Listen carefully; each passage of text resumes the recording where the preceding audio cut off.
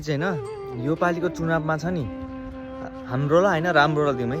किनभने जब वीरेन्द्र राजा थिए देश कस्तो थियो, जब केपी छन् देश कस्तो छ, तपाईँहरू नै आफै अलिकति अनुभव गर्न सक्नुहुन्छ। किनभने मैले आजभोलि सामाजिक सञ्जालमा धेरै म देखिरहेको छु होइन, एमाले एमाले एमाले एमाले एमाले भन्दै हिँड्छ। काङ्ग्रेसको त अब पत्ताफास भइसक्यो, त्यो केही पनि छैन होइन। अब एमालेको तपाईँहरू हेर्न सक्नुहुन्छ, एमाले देश कस्तो बनिसकेको छ तपाईँहरूलाई पनि थाहा छ। केपी चोर देश छोड भन्ने नारा पनि त्यत्रो तपाईँहरूले पनि सुनिसक्नु भएको छ होइन। यो सब गरेर हामीलाई केही फाइदा पनि छैन।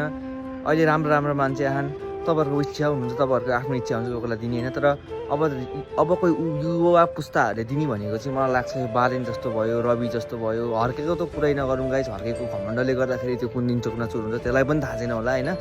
मैले भन्न खोजेको चाहिँ जय बालेन जय घन्टी नै भन्छु म पनि। किनभने गाइस राम्रो मान्छेलाई दिँदाखेरि अलिकति देश पनि बन्छ भन्ने एउटा आश त हुने, सबैको नै आश त पलाउने नि। हामीले पहिले पनि केपीलाई दिएर आशा पलाएर त हामीले भोट दिएको थियो नि। लास्टमा के देश डुबारै छोड्यो, एमसिसी पास गरेर छोड्यो नि त, गऱ्यो नि त होइन।